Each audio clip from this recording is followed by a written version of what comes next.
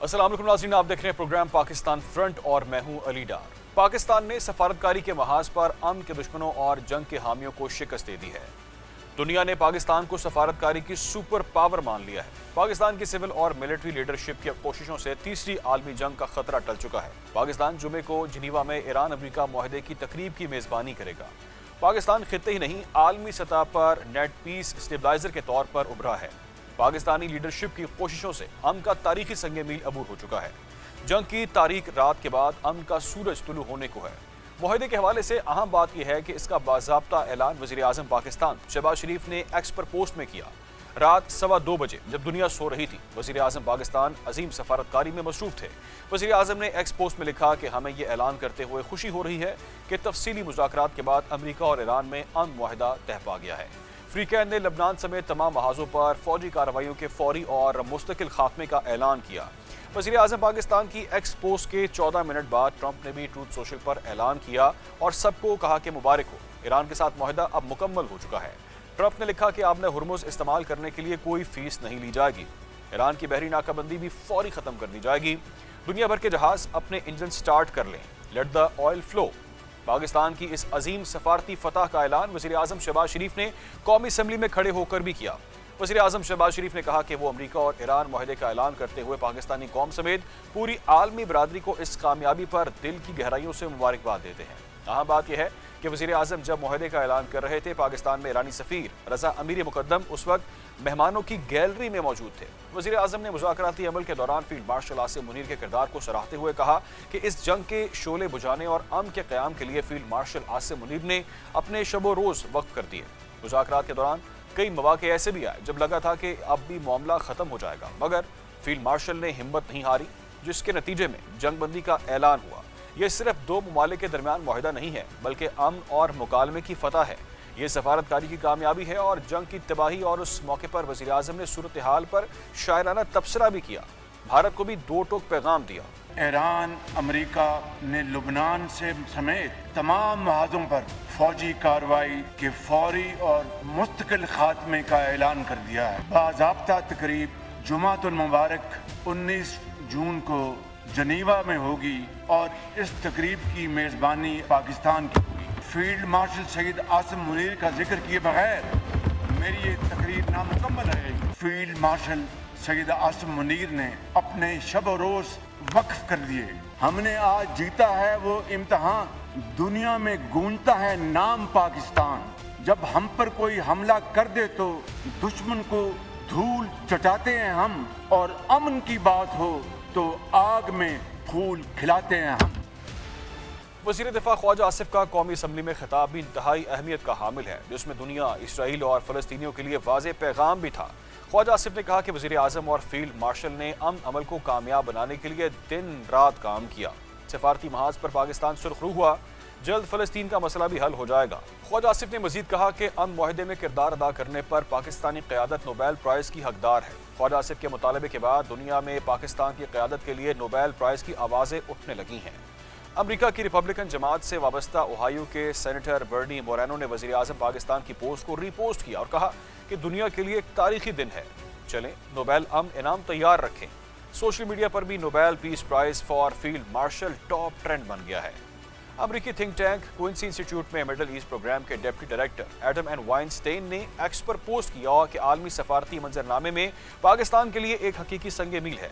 Sweden की अपसाला university में professor Ashok स्वेन ने लिखा कि अमरीका ईरान अमन मुआहदे का ऐलान पाकिस्तान ने किया है।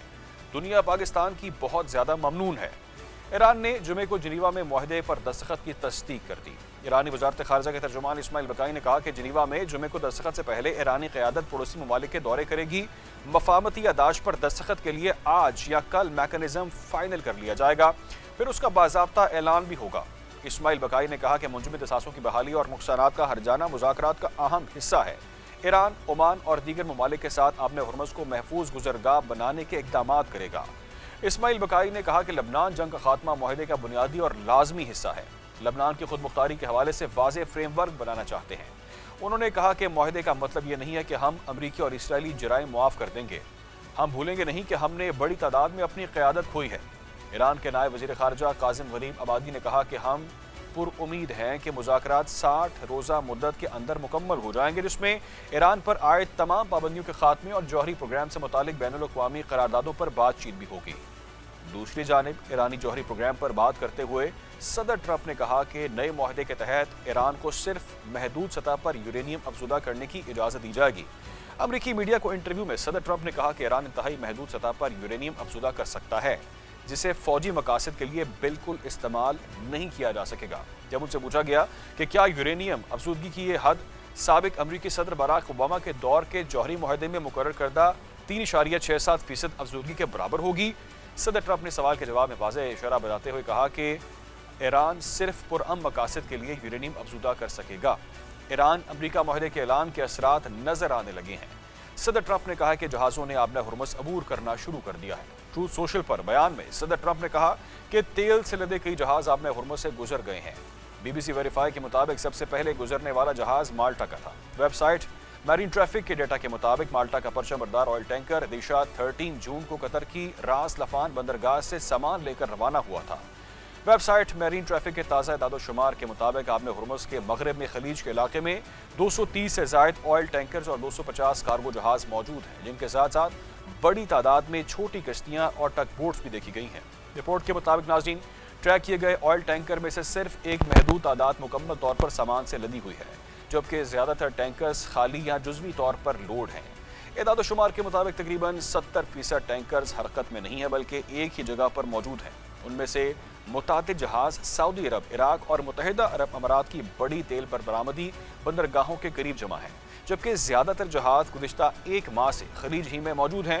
رپورٹ میں یہ بھی کہا گیا ہے کہ بحری جہازوں کی اصل تعداد اس سے زیادہ بھی ہو سکتی ہے، کیونکہ متعدد جہاز اپنے لوکیشن سگنلز بند رکھتے ہیں اور ٹریکنگ ڈیٹا میں ظاہر نہیں ہوتے۔ دنیا بھر میں جہاں امریکہ ایران معاہدے کا خیر مقدم کیا جا رہا ہے، وہیں پر اس معاہدے تک پہنچنے کے لیے پاکستان کی کوششوں کو بھی سراہا جا رہا ہے۔ چین نے امریکہ اور ایران کے درمیان پہلے مرحلے کی مفاہمتی اداز کے متن پر اتفاق رائے کا خیر مقدم کرتے ہوئے اس پیش رفت میں پاکستان کے ثالثی کردار کو سراہا ہے۔ چینی وزارت خارجہ کے ترجمان نے امید ظاہر کی ہے کہ دونوں ملک طے شدہ شیڈول کے مطابق معاہدے پر دستخط کریں گے۔ قطر کی وزارت خارجہ نے پاکستان کی کوششوں کی تعریف کرتے ہوئے کہا کہ ان کے نتیجے میں مفاہمتی اداز پر اتفاق ممکن ہوا۔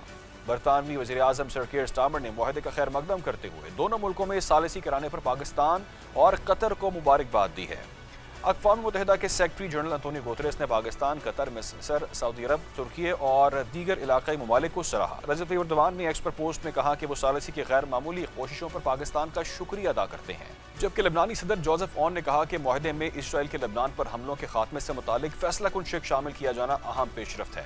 پاکستان کی سفارتی کامیابی صرف ایران اور امریکہ کے درمیان جنگ بندی تک محدود نہیں ہے، بلکہ پاکستان کی کوششوں سے ایران اور خلیجی ممالک بھی ایک دوسرے کے قریب آ رہے ہیں۔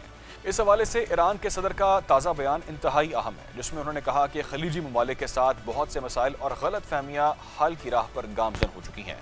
اس سے صاف ظاہر ہوتا ہے کہ خلیج کے محاذ سے مزید اچھی خبریں آنے والی ہیں۔ اور اسی تمام تر صورتحال پہ بات کرنے کے لیے ہمارے ساتھ موجود ہیں جاوید ملک صاحب، سابق سفیر ہیں آپ۔ Thank you so much for your time. یہ کہی گا کہ پاکستان کی سفارتی کوششیں اب رنگ لے آئی ہیں۔ جمعے کو پاکستان کی میزبانی میں ایران اور امریکہ کے درمیان جنیوا میں امن معاہدہ ہونے جا رہا ہے۔ کیا کہیں گے آپ اس پیش رفت پر، اور کیا یہ معاہدہ آپ کو لگتا ہے کہ مشرق وسطیٰ میں مستقل امن کی بنیاد بن جائے گا؟ بالکل، میں سمجھتا ہوں کہ یہ ایک بہت بڑی اچیومنٹ ہے، ناٹ اونلی فار پاکستان بلکہ گلوبل پیس اینڈ سیکیورٹی کے لیے، ریجنل اسٹیبلٹی کے لیے یہ ایک بہت اہمیت کا حامل جو ہے وہ ایگریمنٹ ہوگا۔ یقیناً آپ جانتے ہیں کہ گزشتہ کئی ماہ سے جب سے یہ ایران اور امریکہ کانفلکٹ شروع ہوا، نہ صرف اس خطے میں بلکہ پوری دنیا میں اوبیسلی ایک ریپرکشنز نظر آئیں ہم کو۔ ایک وار کا سیز فائر تو ہو گیا تھا، لیکن کیونکہ آبنائے ہرمز بند تھی، اس کی وجہ سے جو اکنامک امپیکٹ تھا وہ افیکٹ کر رہا تھا نہ صرف اس خطے کو بلکہ ہمیں، پاکستان کو، اس تمام ریجن کو، فار ایسٹ کو، ایون چائنا تک۔ میں سمجھتا ہوں پوری دنیا افیکٹڈ تھی۔ تیل کی قیمتیں دیکھیں آپ، اشیاء خورد و نوش کی قیمتوں میں جو اضافہ ہوا، تو obviously it became a kind of global conflict of global interest. اور اس کے بعد ہم جانتے ہیں کہ پاکستان ایک ہائی سٹیکس ڈپلومیسی کر رہا تھا۔ یقیناً اس میں کامیابی کے لیے ہم پر امید تھے، لیکن آف کورس جب اتنی بڑے لیول پر آپ ڈپلومیسی کر رہے ہوتے ہیں، خصوصاً ایک طرف ایک ورلڈ پاور، دنیا کی سپر پاور کھڑی ہو، دوسری طرف ایک اس کا ایڈورسری ہو جو 47 سال سے آپس میں ایک کانفلکٹ میں امبرائلڈ ہیں, تو آف کورس سٹیکس تو بہت ہائی ہوتی ہیں, فیلئر کا چانس بھی ہوتا ہے. لیکن آئی تھنک یہاں پہ ڈیمونسٹریٹ ہوتی ہے آپ کی لیڈرشپ, جو کہ ہمیں الحمدللہ آج ہماری پاکستان کی جو لیڈرشپ ہے, field marshal general Asim Munir صاحب, پرائم منسٹر, اور میں کہوں گا پورے ہماری فورن آفس کی ٹیم نے مل کر, خصوصاً ہمارے جو انٹیریئر منسٹر محسن نقوی کی بھی کافی کاوشیں اس کے حوالے سے, تو ہم نے دیکھا کہ یہ ایک بہت ہائی سٹیکس ڈپلومیسی کے اندر بہت سے اتار چڑھاؤ آئے. کبھی ایسا لگا کہ ڈیل ہونے والی ہے, آپ کو یاد ہوگا پریزیڈنٹ ٹرمپ کی کوئی ٹویٹ آتی تھی کہ we are close to a deal, پھر کہیں پہ بمباری ہو جاتی تھی, پھر کہیں پہ کوئی حملہ ہو جاتا تھا, تو ایک دفعہ سے پھر وہ تمام امیدیں جو ہیں وہ خاک میں مل جاتی تھی. لیکن الحمدللہ ہم نے اپنی ڈٹرمنیشن کو نہیں کھویا. پاکستان کے جو ڈپلومیٹس تھے, اور اس کے ساتھ ساتھ میں کہوں گا یہاں پہ قطر, سعودی عربیہ, متحدہ عرب امارات, پوری گلف ممالک, اور اس کے علاوہ چائنا, ان تمام ممالک نے بھی بہت سپورٹ کیا اس تمام پیس انیشیٹو کو. اور ڈسپائٹ دا فیکٹ کہ it was very difficult and a complicated conflict, الحمدللہ آج ہم اس پوزیشن پہ کھڑے ہیں کہ پاکستان کی میزبانی میں دنیا کے ایک بہت بڑے ڈپلومیٹک کیپٹل یعنی جنیوا کے اندر یہ ایکارڈ ہونے جا رہا ہے. تو I think it's a great achievement for Pakistan, but more than that میں سمجھتا ہوں کہ دنیا میں امن کے حوالے سے ایک بہت اہمیت کا حامل یہ موقع ہوگا. آپ کا سوال یہ بھی تھا کہ آف کورس اس کے کیا اثرات ہوں گے, تو یقیناً یہ ایک پیش خیمہ ہوگا اس ریجنل اسٹیبلٹی کا جو آپ بھی چاہتے ہیں, ہم بھی چاہتے ہیں, پوری دنیا چاہتی ہے کہ اس خطے میں ایک دیر پا امن ہو, اور اس امن کی طرف سے ایک اسمال اسٹیپ ہے, لیکن indeed it's a very major leap also towards that direction.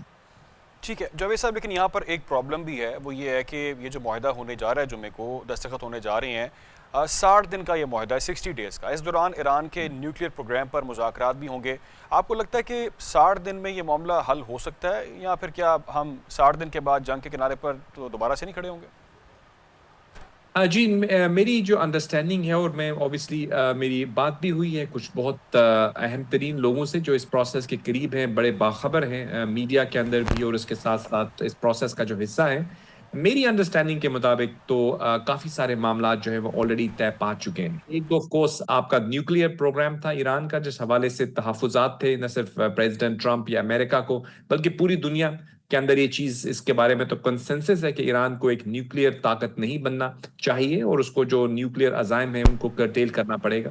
اس پر تو مجھے لگتا ہے کہ ایران نے کافی حد تک ایگری کر لیا ہے. رہا سوال یورینیم کا کہ اس کی ٹرانسپورٹیشن کہاں ہوتی ہے, اس پہ بھی مجھے لگتا ہے کہ انڈرسٹینڈنگ ڈیولپ ہو چکی ہے براڈ بیسڈ. اور اس کے علاوہ ایک اور ایشو جو ہے, جو آپ جانتے ہیں جس کو بہت دفعہ قابل ذکر ہوا اس کا, جو کہ آف کورس لیبنان کے اندر اور مختلف ممالک کے اندر جو ایسی کچھ اینٹیز ہیں نان اسٹیٹ ایکٹرز, جیسے حزب اللہ کا آپ نام لے سکتے ہیں, ہوتیز کا نام لے سکتے ہیں جو یمن میں آپریٹ کرتے ہیں, اور ایسی کچھ اور اینٹیز بھی ہیں جن کو کہا یہ جاتا ہے کہ ایران سپورٹ کرتا ہے. اور آف کورس اس حوالے سے کچھ تحفظات ہیں کہ ان کو سپورٹ نہیں ہونی چاہیے, کیونکہ وہ خطے میں اوبیسلی امن کے لیے موضوع نہیں ہے. لیکن دوسرا جو پہلو ہے وہ یہ ہے کہ اسرائیل کا جو ایک ایکسپینشنسٹ ایجنڈا ہے, اسرائیل جو ایکسپینڈ کرنا چاہتا ہے, اس کو کس طرح سے روکا جائے. میں اسی پہ آنا چاہتا جاوید صاحب, آپ نے بڑا اچھا کہ آپ نے اسرائیل کا ذکر کر دیا. میں قطع کلامی کی معذرت بھی چاہوں گا آپ سے. اسرائیل نے سر ہمیشہ سے اسپوائلر کا کردار ادا کیا, اور آپ نے بڑی درست نشاندہی کی ہے. اب بھی اسرائیل کی قومی سلامتی کے وزیر ہیں, وہ کہتے ہیں کہ یہ معاہدہ اسرائیل پر لاگو نہیں ہوتا, اور نہ ہی یہ اسرائیل کی سلامتی کی ضمانت فراہم کرتا ہے. آپ کو لگتا ہے کہ اسرائیل اس سارے عمل کو سبوتاژ کر سکتا ہے, کیونکہ اس نے کل معاہدے کے اعلان سے چند گھنٹے پہلے لبنان پر حملہ کیا, اور جس پر صدر ٹرمپ بھی خاصے ناراض ہوئے ہیں؟ بالکل. دیکھیے اسرائیل کا جہاں تک پوزیشن ہے, دیکھیے ہر ملک کے اندر مختلف نقطہ نظر رکھنے والے لوگ ہوتے ہیں, جن کو ہم کہتے ہیں کچھ ایکسٹریمسٹ ہوتے ہیں, کچھ ماڈریٹس ہوتے ہیں, کچھ لبرلز ہوتے ہیں, کچھ پریگمیٹک اپروچ رکھتے ہیں. تو میری نظر میں یہ جو اسٹیٹمنٹ ہے جو وہ دے رہے ہیں, اس کے حوالے سے میں آپ کو یوں کہوں گا کہ شاید آپ کو تھوڑا عجیب لگے, مجھے بھی لگتا تھا. اوبیسلی میرا کیونکہ ڈپلومیسی سے تعلق بھی رہا ہے, as a student of diplomacy بھی میں رہا ہوں, اس کے ساتھ ساتھ میڈیا سے بھی میرا تعلق رہا ہے, تو میرے لیے بھی کبھی کبھی ہم دیکھتے تھے کہ ورلڈ لیڈرز جب ڈپلومیسی کے اس قسم کے نیگوسیشنز ہو رہے ہوتے ہیں, تو پبلکلی جو اسٹیٹمنٹ دیتے ہیں وہ ڈومیسٹک آڈینس کے لیے دے رہے ہوتے ہیں, لیکن جب نیگوسیشن ٹیبل پہ آتے ہیں تو وہاں پہ پوزیشن ڈفرینٹ ہوتی ہے. تو یہ جو اس قسم کی تند و تیز الفاظ کا چناؤ کبھی کیا جاتا ہے, جس کا ذکر آپ کر رہے ہیں, ان کے ڈیفنس منسٹر یا میں نہیں جانتا کون سے وزیر ہے جنہوں نے کیا تھا, میری اسٹیٹمنٹ میں نے بھی دیکھی ہے, میں سمجھتا ہوں کہ وہ اس کو ہمیں فی الحال اگنور کر دینا چاہیے, بیکاز سبسٹینٹیو اگریمنٹ جو ہے اگر وہ ہو جاتا ہے تو اس کا اطلاق سب جانتے ہیں کہ وہ اسرائیل پر بھی ہوگا, اس خطے پر بھی ہوگا, کیونکہ آف کورس ہو سکتا ہے وہ اپنے ڈومیسٹک آڈینس کے لیے کہہ رہے ہوں. دوسری بات آپ کی جو میں کہنا چاہ رہا تھا کہ دیکھیے جو اسرائیل کا ایکسپینشنسٹ ایجنڈا ہے اس کے حوالے سے بھی تحفظات ہیں. یہاں پہ دنیا بھی یہ سمجھتی ہے کہ اسرائیل کو ایکسپینڈ نہیں کرنا. آپ جانتے ہیں کہ کچھ عرصے پہلے بلکہ کچھ سال پہلے جب یاسر عرفات آپ جانتے ہیں ایک بہت بڑا نام تھا فلسطینین انڈیپینڈنس اسٹرگل کا, انہوں نے ایک ایگریمنٹ سائن کیا تھا اوسلو ایکارڈ کے نام سے, جس کے نتیجے میں یہ فیصلہ کیا گیا تھا کہ دیکھیے یہاں پہ فلسطینیوں کی ایک انڈیپینڈنٹ ریاست ہوگی اور اس کے ساتھ ساتھ اسرائیل کی بھی ایک ریاست ہوگی. ہم اس کو 2 اسٹیٹ سولوشن کہتے ہیں, یعنی 2 independent states, Israel and Palestine are next to each other, اور یروشلم جو ہے وہ کیپٹل ہوگا فلسطین کا. انفارچونیٹلی وہ جو ایگریمنٹ ہے وہ ایکارڈ جو ہے وہ امپلیمنٹ نہیں ہوا, اس میں بہت سارے رخنے ڈالے گئے. کچھ حوالے سے ابھی بھی کچھ لوگ سمجھتے ہیں کہ وہ ایک اچھا فریم ورک اسٹیبلش کرتا ہے جس کے نتیجے میں اس خطے میں دیر پا امن ہو سکتا ہے. اور اگر آپ دیکھنا چاہیں تو میری نظر میں بھی وہ ایک اچھا ایک سٹارٹنگ گراؤنڈ ہے. ہو سکتا ہے اس وقت یہ 90s میں ہوا تھا ایکارڈ اور آج ہم 2026 میں کھڑے ہیں, تو ہو سکتا ہے حالات اور مضمرات بدل گئے ہوں, تو اس کو آپ اڈاپٹ کر سکتے ہیں, آپ اس کو امپروو کر سکتے ہیں, ماڈیفائی کر سکتے ہیں. رائٹ. سابق سفیر Javed, thank you so much for your time. ناظرین, پاکستان کی معاشی صورتحال پر, سیاسی صورتحال پہ بات کریں گے, بریک کے بعد ساتھ رہیں. بجٹ آیا اور گزر گیا. حکومت بجٹ کو معیشت کے لیے گیم چینجر قرار دے رہی ہے, لیکن اپوزیشن اسے عوام دشمن بجٹ قرار دیتی ہے. حکومت رہنماؤں کا موقف ہے کہ ملکی معیشت بہتری کی جانب گامزن ہے اور اب استحکام سے ترقی کی جانب بڑھا جائے گا. اسی لیے بجٹ میں تنخواہ دار طبقے اور برآمد کنندگان کو کچھ ریلیف فراہم کیا گیا ہے. ماہرین بجٹ کو معاشی استحکام, ترقی اور اصلاحات کی جانب ایک اہم پیش رفت قرار دے رہے ہیں. ان کا کہنا ہے کہ حکومت موجودہ حالات میں جو کچھ کر سکتی تھی وہ کر چکی ہے اور حکومتی پالیسیز نے ملکی معیشت کو سنبھالنے میں اہم کردار ادا کیا ہے. مگر حکومتی اقدامات سے فوری طور پر معاشی صورتحال بہتر نہیں ہوگی اور نہ ہی ملک میں خاطر خواہ سرمایہ کاری شروع ہو سکے گی. حکومت کی اہم اتحادی پیپلز پارٹی بجٹ کو کس طرح سے دیکھتی ہے یہ بھی اہم ہے, کیونکہ بجٹ سے پہلے ڈیڈ لاک سے صورتحال خاصی پریشان کن ہو گئی تھی. لیکن سوال یہ ہے کہ کیا وفاقی اور صوبائی ترقیاتی بجٹ میں کٹوتی سے مسئلہ حل ہو جائے گا, یا یہ طوفان سے بچنے کے لیے وقتی طور پر ریت میں سر دینے کے مترادف ہے. اہم سوال یہ بھی ہے کہ یہ بجٹ ایک مکمل بجٹ ہے یا منی بجٹ کا خدشہ موجود رہے گا. کیا مہنگائی کی چکی میں پستی عوام کو جتنا ریلیف دینا چاہیے حکومت نے اتنا دیا بھی یا نہیں؟ یوں لگتا ہے کہ حکومت نے ریلیف کا دروازہ پہلے سے مراد یافتہ طبقات کی طرف کھولے رکھا, عوام بس دیکھتے رہ گئے. بجٹ کے داد و شمار دیکھیں تو لگتا ہے کہ حکومت کے پاس بڑھتی غربت کو کم کرنے اور بے روزگاری کے آگے بند باندھنے کے علاوہ کوئی واضح فریم ورک موجود نہیں ہے. جبکہ دوسری جانب ملک میں جاری سیاسی تناؤ کو ختم کرنے کے لیے حکومت نے ایک بار پھر اپوزیشن کو مذاکرات کی دعوت دے دی ہے. قومی اسمبلی میں بجٹ اجلاس سے خطاب کرتے ہوئے وزیر اعظم شہباز شریف نے کہا کہ اپوزیشن اراکین ہمارے بھائی ہیں, ان سے کوئی لڑائی نہیں ہماری. کئی بار کہا ہے کہ آئیں مساق معیشت اور مساق جمہوری کی طرف بڑھیں, آگے بڑھیں.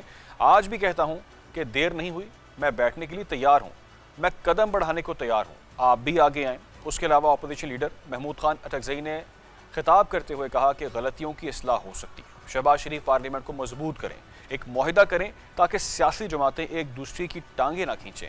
اب دیکھنا ہے کہ آنے والے دنوں میں ملکی معیشت اور سیاست کیا رخ اختیار کرتے ہیں. اور اسی تمام تر صورتحال پر بات کرنے کے لیے ہمارے ساتھ موجود ہیں مسلم لیگ نون سے زاہد خان صاحب, پاکستان تحریک انصاف سے امجد خان نیادی صاحب بھی ہمارے ساتھ ہیں, جبکہ پاکستان پیپلز پارٹی سے سینیٹر سرمت علی ہمیں جوائن کر چکے ہیں. زاہد خان صاحب, یہ کہیے گا کہ شہباز شریف پاکستان کی تاریخ کے پہلے وزیر اعظم بن گئے ہیں جن کے ادوار حکومت میں مسلسل 5 وفاقی بجٹ پیش کیے گئے ہیں. بجٹ میں تنخواہ دار طبقے اور برآمد کنندگان کو کچھ ریلیف فراہم کیا گیا, مگر روزمرہ استعمال کی متعدد اشیاء کی قیمتوں میں اضافہ کر دیا گیا. حکومت یہ دعویٰ تو کر رہی ہے کہ معیشت مستحکم ہو رہی ہے, یہ بتائے گا کہ پھر اس کے اثرات عام آدمی تک کیوں نہیں پہنچ رہے؟ یہ بالکل آپ نے صحیح بات کی, کیونکہ بھی تو عوام ہے اور ظاہر ہے کہ شہباز شریف صاحب کی پارٹی نے بھی کل عوام کے پاس جانا ہے. لیکن یہ اس وقت جو مشکلات ہے یہ وہ جو توقعات تھے یا جو بجٹ میں توقعات ہوتے ہیں کہ ریلیف مل جائے گا, اس طرح کا ریلیف تو نہیں مل سکا, اس میں کوئی دوست رائے ہو ہی نہیں سکتا ہے. لیکن یہ کہ آپ کو حالات, ایک تو اپنے ہمارے ملک کی معیشت کی کیسے حالات ہیں وہ بھی آپ کو پتہ ہے, پھر ہمارے دہشت گردی کا سامنا ہے وہ بھی آپ کو پتہ ہے, پھر ابھی اوپر سے امریکہ اور جو ایران والا مسئلہ شروع ہو گیا تو اس سے اور بھی سب چیزوں پہ اثر, کیونکہ جب پیٹرول اور آپ کے ڈیزل کی ریٹ بڑھتے ہیں تو اس سے ظاہر ہے کہ وہ ساری چیزیں روزمرہ کی کام اشیاء پہ ضرور وہ اثر ڈالتے ہیں. تو یہی ہے کہ ابھی ایک بڑی بات یہ اچھی ہو گئی کہ وہ جو پاکستان نے یا وزیر اعظم شہباز شریف نے اس میں کوشش کی تھی ایران اور امریکہ کے اس میں، تو وہ میرے خیال میں کسی نتیجے تک پہنچ گئی ہے. امید ہے کہ جو جمعے کے دن ان کے ایگریمنٹ ہو جائے گا تو اس سے بھی اثرات ہوگی. ہاں پھر حکومت کو چاہیے کہ وہ جو ڈیزل اور پیٹرول کی قیمت کم ہو جائے اس کی قیمت اتنے کم کرے تاکہ عوام کو بھی ریلیف مل سکے. صاحب یہ کہیے گا کہ تحریک انصاف وفاقی بجٹ پر تنقید تو کر رہی ہے، حالانکہ بہت معاشی ماہرین کا یہ موقف ہے کہ حکومت موجودہ حالات میں جو کچھ کر سکتی تھی وہ اس نے کیا ہے. کیا پی ٹی آئی کے پاس واقعی ہی کوئی ٹھوس اس پر موقف ہے، کوئی پلان ہے، کوئی اسٹریٹجی ہے؟ بسم اللہ الرحمن الرحیم. بالکل اس میں کوئی شک نہیں ہے. ہمیشہ جو اپوزیشن میں ہوتی ہے وہ ہم نے اس کے لیے جو ہے، آپ کو یاد ہوگا ہمارے جو ممبرز تھے انہوں نے باقاعدہ پریس کانفرنس کی تھی اور اس میں انہوں نے معاشی اعداد و شمار کے حوالے سے اور معاشی پلان جو ہے وہ سامنے رکھا تھا.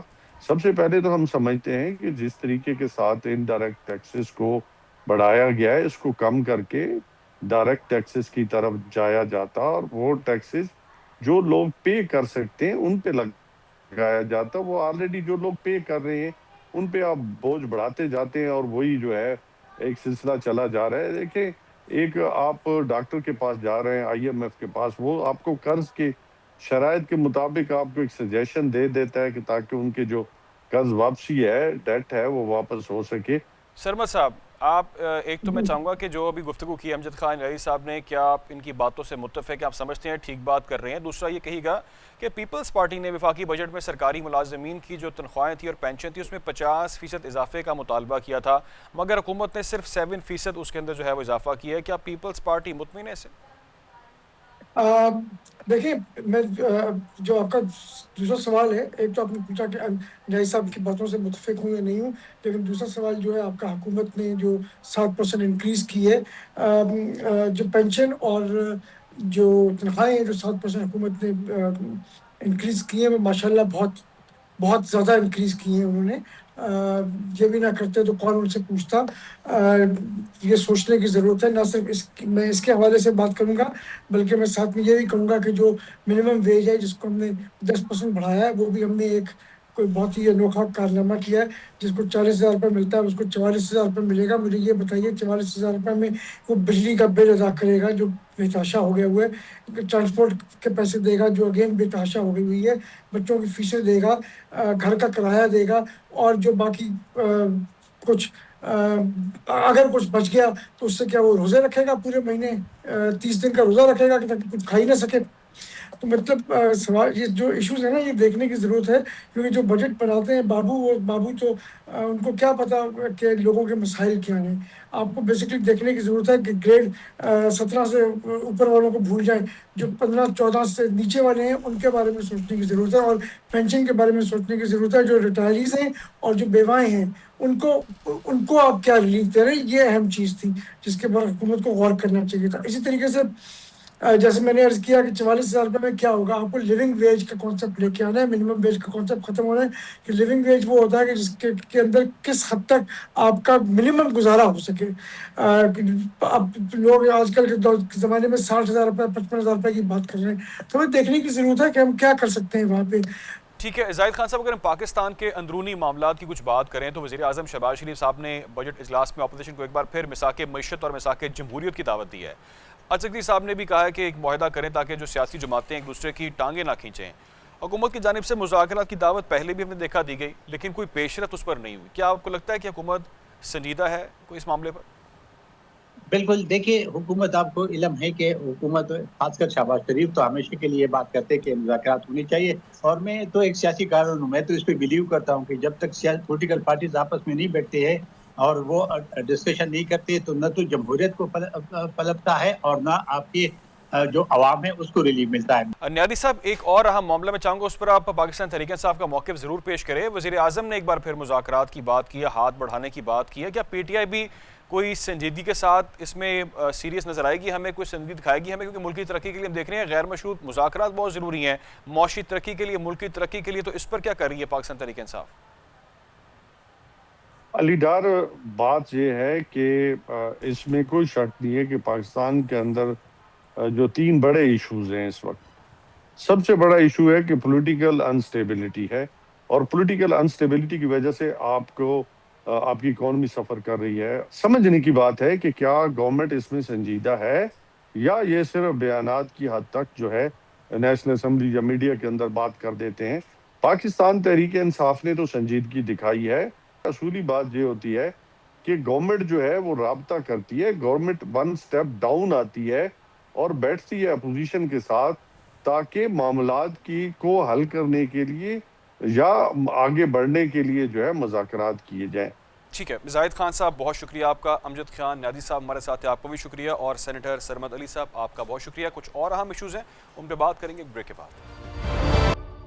ناظرین, مشل پاکستان نے پاکستان کی پہلی اسٹیٹ آف فریڈم رپورٹ 2026 جاری کر دی ہے. رپورٹ آئین اور قانون میں دی گئی ادارہ جاتی اور شخصی آزادیوں کا شہریوں کے عملی تجربات کے ساتھ جامع موازنہ پیش کرتی ہے. رپورٹ کے لیے 2000 رائے دہندگان پر مشتمل ایک ملک گیر سروے کیا گیا ہے, جس میں 67% گریجویٹ, 32% ماسٹرز اور 1% پی ایچ ڈی ڈاکٹر سے رائے لی گئی ہے. رپورٹ کے مطابق پاکستان کی آبادی 24 کروڑ 50 لاکھ سے تجاوز کر چکی ہے. پاکستان کی 64% آبادی 30 سال سے کم عمر ہے, جبکہ 19 کروڑ 50 لاکھ سے زائد موبائل کنیکشنز موجود ہیں, جن میں خواتین کے موبائل فون رکھنے کے امکانات مردوں سے 20% کم ہیں. رپورٹ میں بتایا گیا ہے کہ ملک میں براڈ بینڈ صارفین کی تعداد 14 کروڑ 50 لاکھ تک پہنچ گئی ہے. ملک میں 2,30,000 کلومیٹر سے زائد فائبر نیٹ ورک موجود ہیں. تاہم پاکستان کی آئی ٹی اور فری لانس برآمدات $3 ارب سے تجاوز کر گئی ہیں. پاکستان میں برانچ لیس والیٹس کے صارفین کی تعداد 11 سے 12 کروڑ تک جا پہنچی ہے. رپورٹ میں یہ بھی بتایا گیا ہے کہ 70% پاکستانی اپنے پیشے کے انتخاب میں خود کو آزاد محسوس کرتے ہیں. 75% شہری کاروبار کرنے کی آزادی پر مثبت رائے رکھتے ہیں, جبکہ 75% رائے دہندگان نے خواتین کے لیے ترقی کے مواقع پر اظہار اطمینان کیا ہے. جاری کردہ رپورٹ کے مطابق پاکستان کی لیبر فورس 7 کروڑ سے زائد افراد پر مشتمل ہے.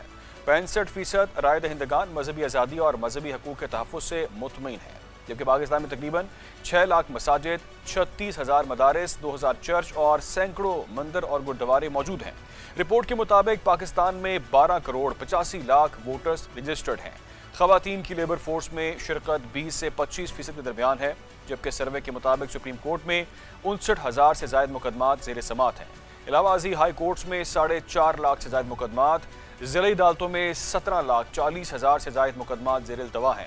رپورٹ میں مزید یہ بھی کہا گیا کہ پاکستان کی جیلوں میں 1,02,000 سے زائد قیدی ہیں. سندھ کی جیلوں میں گنجائش سے 161% زیادہ قیدی موجود ہیں. پاکستان میں سال 2024 میں مذہبی گستاخی کے تقریباً 344 الزامات رپورٹ ہوئے ہیں, جن میں 62% پنجاب اور 30% الزامات سندھ میں رپورٹ ہوئے ہیں. مزید 243 الزامات مسلمانوں پر جبکہ 101 غیر مسلم پر لگائے گئے ہیں.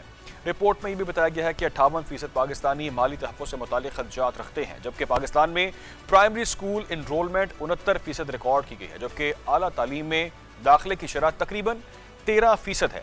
رپورٹ کے مطابق 62% شہری خود کو حکومتی فیصلوں پر محدود اثر و رسوخ کا حامل سمجھتے ہیں. 35% شہری ملک کی مثبت سمت کے بارے میں پرامید بھی ہیں. ملک میں 34% افراد نے مارکیٹ میں مسابقت کو نسبتاً منصفانہ قرار دیا ہے. رپورٹ میں قومی اسمبلی کی 336 نشستوں کو جمہوری نمائندگی کی بنیاد قرار دیا گیا ہے, جبکہ قومی اسمبلی میں خواتین کی 60 مخصوص نشستیں موجود ہیں. خواتین کی وفاقی کابینہ میں شمولیت 9 سے 10% اور لیبر فورس میں شرکت 20 سے 25% کے درمیان ہے. اقلیتوں کے لیے قومی اسمبلی میں 10 مخصوص نشستیں برقرار ہیں. رپورٹ میں مزید یہ بھی کہا گیا ہے کہ شہری شخصی آزادی کو معاشی مواقع, انصاف, سلامتی, مؤثر حکمرانی اور ڈیجیٹل شمولیت سے جوڑتے ہیں. عوام نے قومی استحکام, سلامتی اور ادارہ جاتی تسلسل سے وابستہ اداروں پر نسبتاً زیادہ اعتماد ظاہر کیا ہے, جبکہ موسمیاتی تبدیلی, سائبر سیکیورٹی, گمراہ کن معلومات, پانی کی قلت, شہری آبادی میں اضافہ, نوجوانوں کی بے روزگاری اور معاشی ناہمواری مستقبل میں پاکستان کو درپیش اہم چیلنجز ہیں. اور اسی پر بات کرنے کے لیے ہمارے ساتھ موجود ہیں چیئرمین جوانان پاکستان ہیں, سینئر اینالسٹ ہیں عبداللہ حمید گل صاحب. Sir thank you so much for your time. یہ کہیے گا کہ مشل پاکستان کی اسٹیٹ آف فریڈم رپورٹ 2026 میں شہری آزادیوں, معاشی مواقع اور حکومتی اثر و رسوخ سے متعلق جو اعداد و شمار سامنے آئے ہیں, ان کے تناظر میں آپ پاکستان میں مجموعی آزادیوں اور عوامی اعتماد کو کس صورتحال کے تناظر میں دیکھتے ہیں, کیسے دیکھتے ہیں؟ بسم اللہ الرحمن الرحیم. بہت بہت شکریہ, آپ نے مدعو کیا. دیکھیں, اچھا ہے جو بیسکلی گورنمنٹ کے اوپر سرویز آتے ہیں اور اس سرویز کا فائدہ اٹھاتے ہیں, انڈیپینڈنٹ ذرائع سے ہوتے ہیں. اصل چیز اس کی امپلیمنٹیشن ہے. اور اس کے اندر جس طریقے سے بتایا گیا کہ جوان 64% جوان ہے 30 سال سے کم عمر، اور لیکن ساتھ یہ بھی سوال ہے کہ کیا جوانوں کے لیے روزگار کے بہترین مواقع نظر آ رہے ہیں؟ تو صرف پاکستان میں ہی نہیں، پوری دنیا میں ایک مشکل حالات ہیں۔ انڈیا کے اندر 27 لاکھ نوجوان ہر سال دوسرے ممالک چلے جاتے ہیں، تو پاکستان میں بھی ایک ضرور اس کا بڑا ایشو ہے۔ لیکن سب سے بڑی بات یہ ہے کہ کیا ہم پاکستان پازیٹیو میجرز کی جانب جا رہے ہیں؟ تو ہم نے دیکھا کہ عدالتی کیسز کے اندر نسبتاً بہتری آئی ہے، اور تقریباً کوئی 57,000 کیسز اب پینڈنگ پڑے ہیں، جبکہ ایک وقت تھا کہ ایک بہت بڑی تعداد تھی۔ لیکن ساتھ ہی ساتھ ہم یہ بھی دیکھتے ہیں کہ اس میں جو پاورٹی لائن ہے اس کے اندر بھی مسائل آ رہے ہیں۔ پاکستان کے ساتھ ظاہر ہے کاروبار کے اندر ہمیں مزید وسعت دینی پڑے گی، اور میں یہ سمجھتا ہوں کہ سروے کے اندر جہاں پی ایچ ڈی اور ماسٹرز لوگوں کو اور گریجویٹس کو شامل کیا گیا، اگر بہتر ہوتا کہ پاکستان کے مزدور طبقہ کو بھی شامل کر لیتے، ان پڑھ لوگوں کو بھی شامل کر لیتے، ان کی بھی سیمپلنگ لے لی جاتی، تو شاید نتائج جو ہے وہ زیادہ ہم حقیقت کے قریب تر ہوتے۔ ہاؤ میں یہ سمجھتا ہوں کہ اس سب کے اندر 2-3 چیزیں تو میرے خیال میں واضح ہیں کہ انڈیکیٹرز آر ناٹ بیڈ، لیکن اس سب کے ساتھ اب ان کے اوپر کیا ہم عمل درآمد کر پائیں گے؟ اب جیسے ویمن ان پبلک لائف ہے، یہ تقریباً 9 سے 10% کی بات ہو رہی ہے۔ اسی طریقے سے جو میں اگر آپ کی اجازت سے کچھ فگرز جی کوٹ کر دوں کہ ویمن پاپولیشن جیسے لاہور کے اندر انہوں نے بتائی ہے، لیبر فورس میں بتائی ہے، تو وہ 20 سے 25% ہے۔ اسی طریقے سے جو لمیٹڈ انفلوئنس ہے، یہ ایک اچھی بات ہے کہ گورنمنٹ کا مستقل اداروں کے اوپر جو ایک اثر رسوخ تھا وہ تک اب کم ہو گیا ہے، اور 62% لوگ یہ سمجھتے ہیں کہ گورنمنٹ کا اثر رسوخ محکموں کے اوپر سے اور جو آزادانہ رائے ہے اس کے اوپر سے ختم ہو گیا ہے۔ اب جو پاکستان کے اندر اسی طریقے سے موبائل فونز کی بات کی گئی کہ خواتین کے پاس نسبتاً موبائل فون کم ہے، مردوں کے پاس زیادہ ہیں۔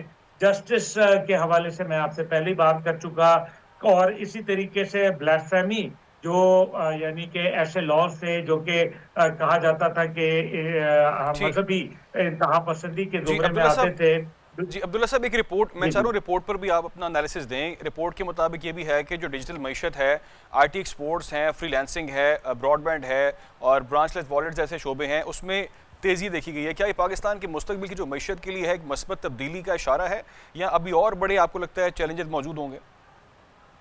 نہیں، میرے خیال میں ابھی بہت زیادہ اس کے امتحان باقی ہیں۔ دیکھیے بات یہ ہے کہ رپورٹیں تو ماضی میں بھی آتی رہی ہیں، گیلپ کے سروے ہوئے، مشل کے سروے ہوئے، اسی طریقے سے دیگر پل ڈیٹ کے سروے ہوئے، لیکن ان سرویز کا کیا گورنمنٹ نے، اور پھر سب سے بڑی بات ہے کہ گورنمنٹ کا تو اپنا اسٹیٹسٹکس ڈپارٹمنٹ موجود ہے، اعداد شماریات کا جو محکمہ ہے موجود ہے۔ اب اس کو اگر آپ دیکھیں تو ہم یہ بھی دیکھتے ہیں کہ بلو پاورٹی لائن بھی ایک بہت بڑا میرے خیال میں چیلنج ہے پاکستان کے لیے۔ پاکستان کو اپنے ایگریکلچر کے اوپر توجہ دینی پڑے گی۔ مضبوط ایگریکلچر کے لیے ظاہر ہے پانی کے مسائل ہیں، پانی کے مسائل انڈیا سے بھی جڑے ہوئے ہیں، ہمیں ان کو زیادہ بہتر مینیج کرنا پڑے گا چیزوں کو۔ پھر اسی طریقے سے آپ ایجوکیشن کے حوالے سے دیکھیں تو بنیادی طور پہ آئین پاکستان تو یہ کہتا ہے کہ ہر خاص و عام کے لیے آپ کو ایجوکیشن دینی ہے، جبکہ اس ٹائم پہ پرائیویٹ ادارے جو ہے وہ زیادہ بڑا کام کر رہے ہیں۔ 4,20,00,000 کے قریب جو بچے ہیں وہ تو ان پرائیویٹ اسکولوں میں پڑھ رہے ہیں۔ دوسری جانب جو ہے وہ انصاف تک کی رسائی حاصل کرنا۔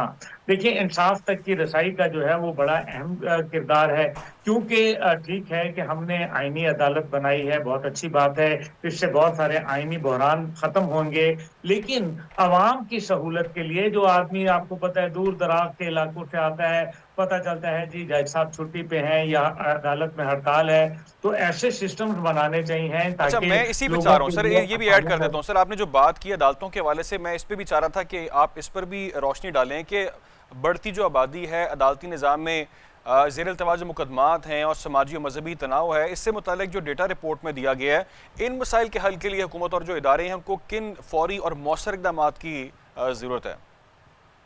देखें मौसर इकदाम तो सिर्फ ये है कि things should be made easy for the common man, आसानी पैदा करें आदमी के लिए। देखें हमारे यहाँ ऐसा भी है, जैसे आप अरब दुनिया में जाएं, खासतौर पे सऊदी अरब जाएं उम्रा हज के लिए, तो आजकल उन्होंने एक नुस्ख की एप्लीकेशन दी दी है।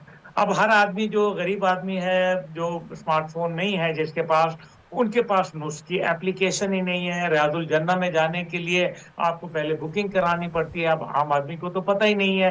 तो मैं ये समझता हूँ जैसे अभी नादरा का इदारा कह लें, नादरा का बेहतरीन इदारा है पूरी दुनिया के अंदर। अब मैं इस मिसाल को जरूर देना चाहूंगा कि ऑस्ट्रेलिया के ड्राइविंग लाइसेंस, ऑस्ट्रेलिया जिसको हम बड़ा दुनिया समझते हैं, नंबर 1 दुनिया के ममालिक में शामिल होती है, तो उसके ड्राइविंग लाइसेंस पाकिस्तान से बन के जाते हैं। तो इसका मतलब यह है कि हमारे पास बड़े बेहतरीन टैलेंटेड चीजें मौजूद हैं। नादरा तो पूरी दुनिया के अंदर एक अपना शनाख्त और नाम रखती है। हाँ, मैं ये कहूंगा इम्प्लीमेंटेशन, कानून तो मौजूद है। देखें जो अयूब खान साहब के दौर का जो कानून था कि हर रेड़े वाला, साइकिल वाला बत्ती लगा के जाएगा, लेकिन आज उसकी इम्प्लीमेंटेशन नहीं हो रही। क्यों नहीं हो रही? क्या कानून मौजूद नहीं है या कानून के ऊपर अमल दरामद नहीं है? मेरे ख्याल में बढ़ती भी आबादी के साथ हमारा जो आबादी का तनासब बढ़ रहा है, इस टाइम पे यूएसएसआर जो रशिया को मिला के, यूरोप के ममालिक को मिला के, आपको पता है कि टोटल 6.3 जो मिलियन बर्थ्स होती हैं, यानी कि पैदाइश हर साल होती हैं। पाकिस्तान अलोन के अंदर 6.9 मिलियन बर्थ ईयर होती हैं। सैयद हमीद गुल साहब हमारे साथ मौजूद थे। Thank you so much for your time. नाज़रीन, प्रोग्राम का वक्त खत्म हुआ, मुझे दें इजाज़त। अल्लाह हाफ़िज़।